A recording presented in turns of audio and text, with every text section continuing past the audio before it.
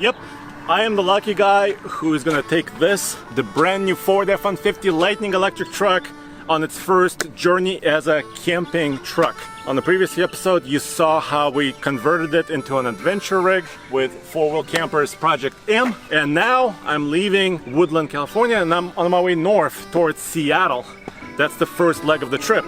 I'm gonna weigh the truck. I'm gonna see exactly what the weight distribution is. I'm gonna give you all the impressions on range and efficiency. I'm gonna visit the Redwood Forest, and I might even attempt to put this truck camper through a tree. Well, I'm not sure, that may not work, but I'll try anyways. So stay tuned, much more to come.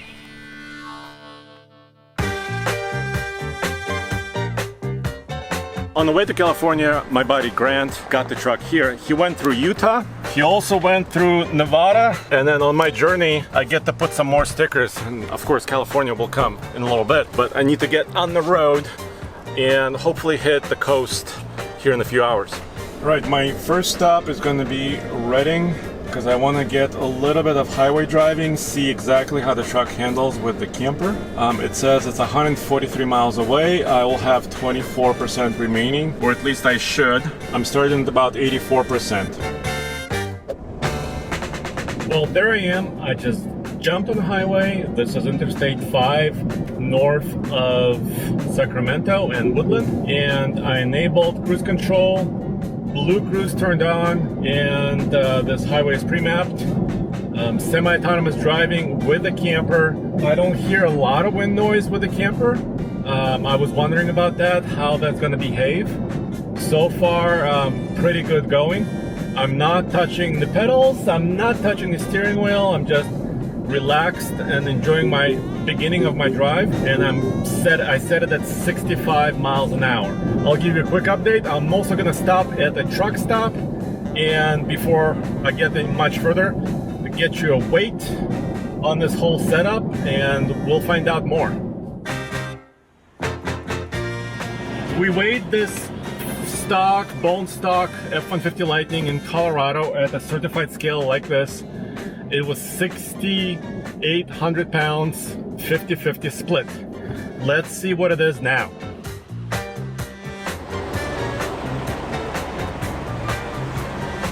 All right, so I just got my weight ticket, and I'm really surprised. It says total weight 7,840 pounds, about 4,300 pounds in the rear, 3,540 in the front. And this is 1,000 pounds more than a stock truck with nothing in it.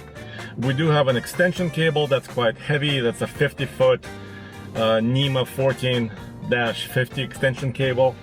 We have my luggage, we have the camper, we have the battery solution in the camper, we have the build out that David did. I did not expect to add 1,000 pounds. That was without me.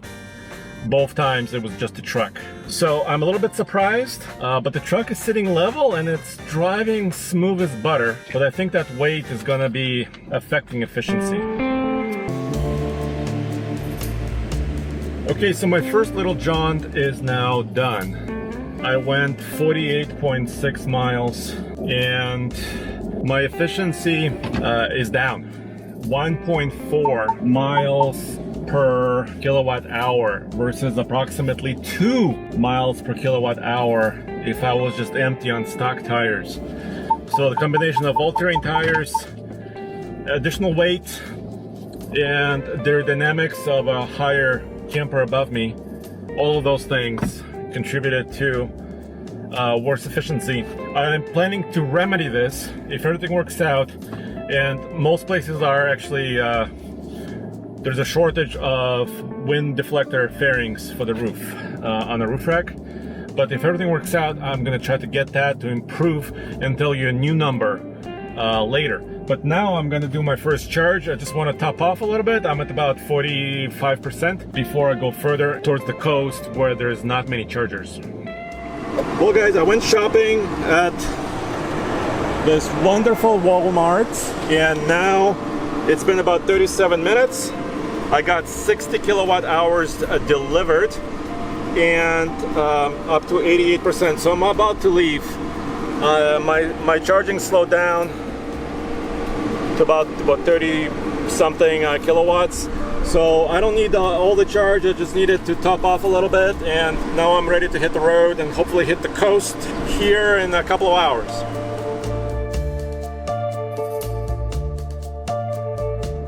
I have an update from the road. Something remarkable just happened after my charging stop at Walmart at Electrify America. I got back on the same interstate and I decided to go at 60 miles an hour now, not 70, which is the speed limit. I wanted to see if it will change my efficiency and by how much. And I'm pretty happy to report, after about 62 miles or so, I'll show you that in a second, I am at dramatically better efficiency from where I was before. About 1.7 to 1.8 miles per kilowatt hour. I was at 1.4 before.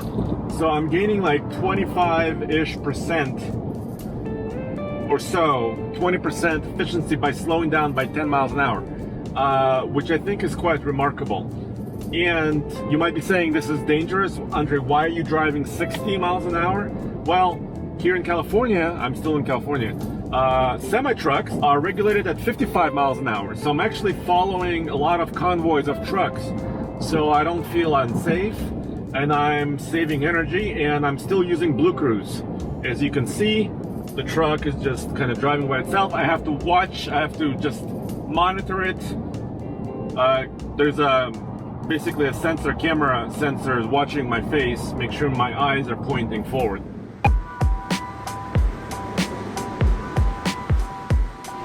Before I get to the side roads, I wanted to top off, and it was at about 174 kilowatt speed. I started about 63% charged. I'm gonna go to about 80-85. Just a quick, maybe 5 to 10 minute stop, and then I can get to the coast, no problems.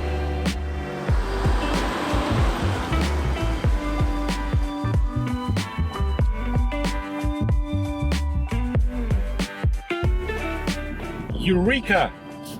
Well, I have driven from Interstate 5 all the way basically to the coast. This is Eureka, California. So overall today, I have driven approaching 294 miles approximately. Why so few miles? Well, this morning I was at Four Wheel Campers actually filming with them. That was the previous episode, so I spent a lot of time in Woodland, California. So I drove only about 300 miles today, and much more driving, of course, over the next couple days. But I need to charge up before I get to my camping place. So let me get to the charger first, get a little bit of juice, and then get some rest.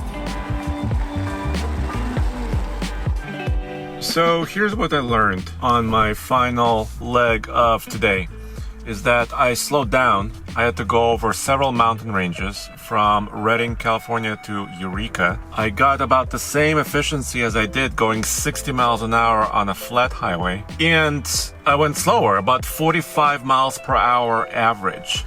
So crossing mountain ranges, yeah, it hits you. So it is less efficient overall. Because I was going slower. So I'll have to do another test tomorrow where I'm going slowish on a relatively flat highway and see if I can improve my efficiency further. As the fog is falling on Eureka, I got a lot of energy actually in about 43 minutes. I got just over 70%, and now it's slowing down, so I'm gonna stop it.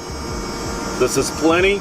I can get to my campsite in about, 15-20 minutes, sleep, and then have plenty of range tomorrow to keep moving to where I need to be and show you more fun things. Well, this is my home for the night. I'm pretty excited. I should be super close to the ocean. I can hear it in the morning. I'll show you where I am and then continue the journey onwards. And also, hopefully check out an Overland Expo. So, see you tomorrow.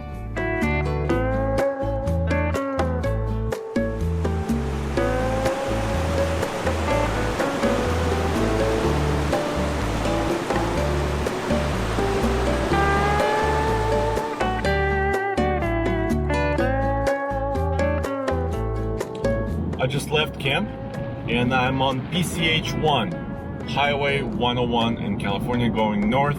And I didn't know this. Large portions of this highway are Blue Cruise capable.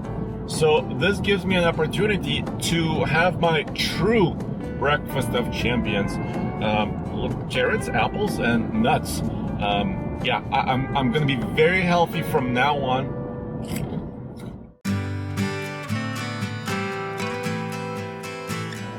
Okay, so I've been to a couple of different drive-through tree locations, but never here at Klamath.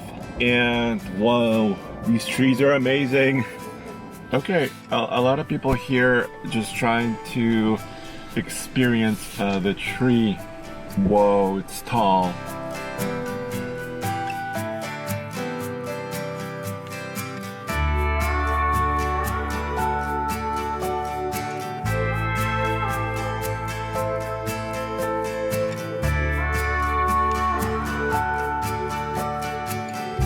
So, will a Ford Lightning with a camper fit inside a tree?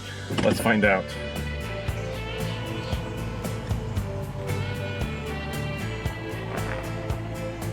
You know, it's super close. Let me use my cameras. Oh, the truck is angry at me. So width-wise, almost. Height-wise, it won't, especially with a camper. Hey, but still, I get to experience this awesome tree. Okay, so width-wise, the Lightning, you know, it might fit with millimeters on each side if I fold the mirrors in, but height-wise, with the camper, it just won't go. It's because of these cutouts right here, but still, this is very impressive. You could put a very large vehicle through this tree. And now I can proudly put the California sticker on the truck. The truck has been through a large portion of the state. All right, Oregon is next.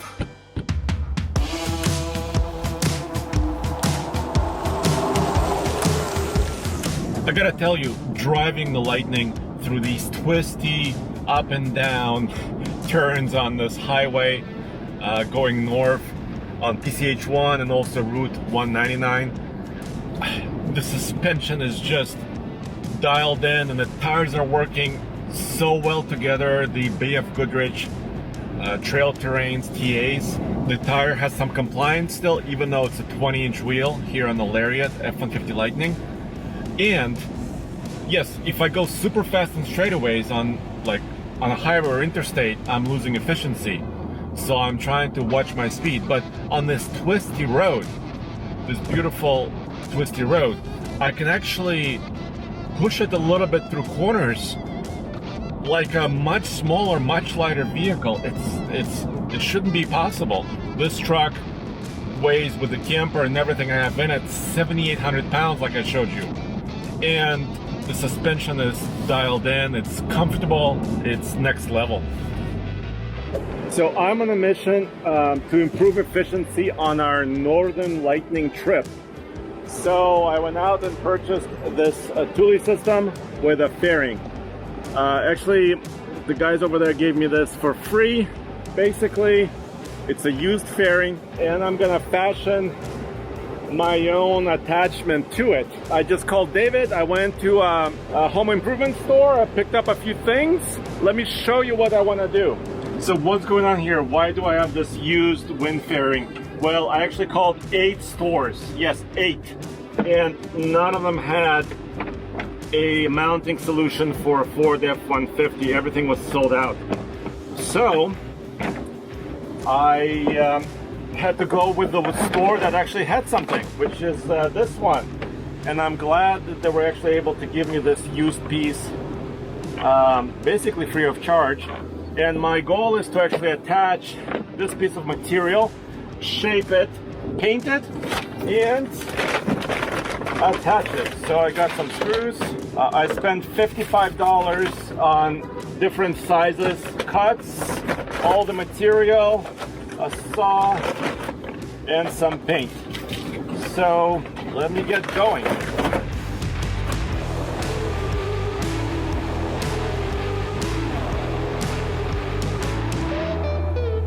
Well, I did what I promised you guys. I built a wind deflector, or I promised you I would improve aerodynamics.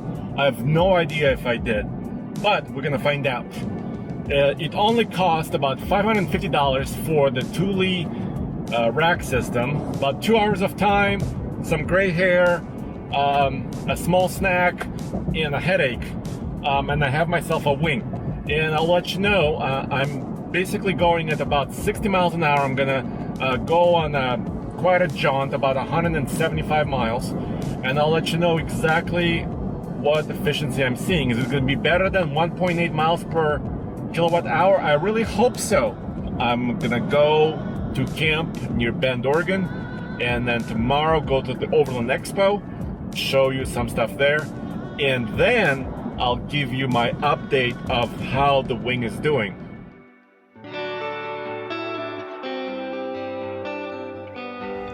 So here's a quick walkthrough of the Overland Expo Pacific Northwest.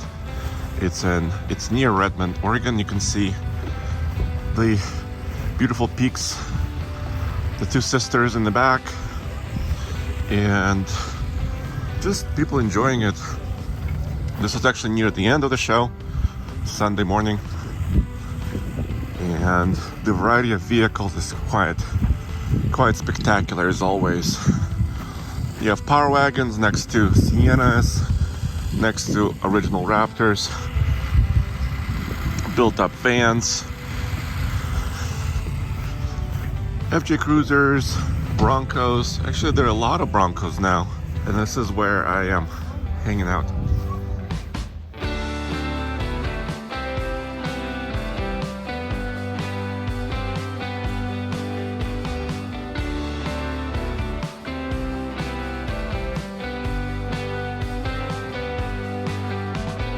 Well, this Lightning has driven hundreds of miles in Oregon, so I can proudly put the Oregon sticker on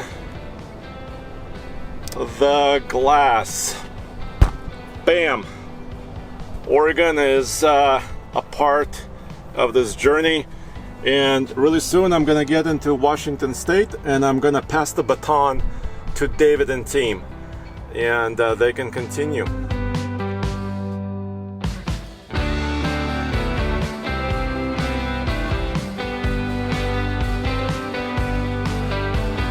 And as always, on every episode of Northern Lightning, we hide a geocache, which is a little goodie box containing a shirt like this, some Onyx off-road stuff, even four-wheel camper stuff, like a little beanie, a couple of stickers. And I'm gonna give you 2 clues of where it's at, and I'm gonna show you where I hid it. So as soon as you find it, please email us at ask@tfltruck.com, because we want to know that you got it. Send us a picture of you in a t-shirt or something like that. Also, there's a TFL belt buckle, so we can tell everybody that it's been found. So thank you.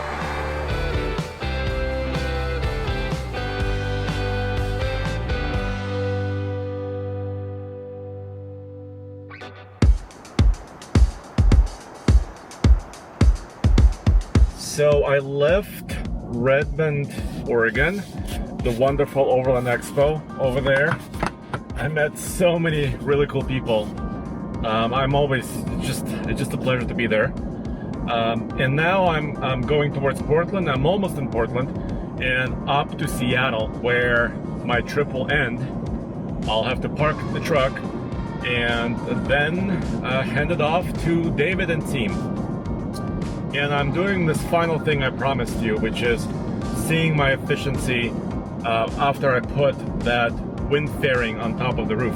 I'm getting about 1.9 miles per kilowatt hour, which is a little bit better than before without the wind fairing. But I also decreased some elevation since I was in Redmond.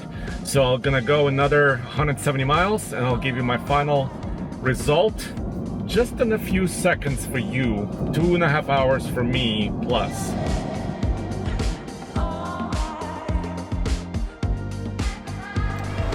Well, I finally made it to Seattle, thank goodness. Over 1,000 miles, but it's bittersweet. I cannot, timing-wise, go with the team to Alaska. I'm really bummed about this. I'm really happy that I did the first leg, and let me tell you the 3 pieces of information I still owe you. Did the faring improve my efficiency? How much total money did I spend on my trip from Sacramento to Seattle? And how did it go? Let me show you. And the final numbers are, I went 1,082.4 miles with 1.7 miles per kilowatt hour result.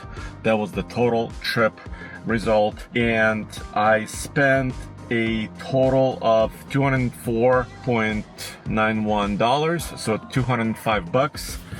And I stopped 9 times. And my average speed overall was about 43 miles per hour, considering all the stops and pauses I did. But my wind faring resulted in about 1.8 miles per kilowatt hour, so about 5% improvement, which could be huge in Alaska. We don't know. It's not a definitive answer because I was going over mountain ranges, and so this data, as far as improvement on the wind faring, is not solid because it wasn't a controlled test.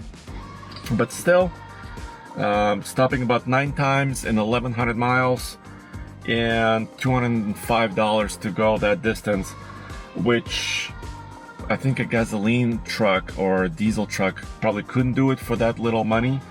But there were a lot of stops for sure. It took me quite a long time, about 2.5 days to make the whole journey, including the Overland Expo, including making the wind faring, and including all the other fun that I had. So thanks for coming along for the ride with me. Remember, every weekend we're gonna have a Northern Lightning episode coming at you on Saturday, and go to oldtfl.com for little updates, because we're also gonna be uploading shorts and little Instagram posts, everything like that. So check it out there, oldtfl.com, one-stop shop for automotive everything.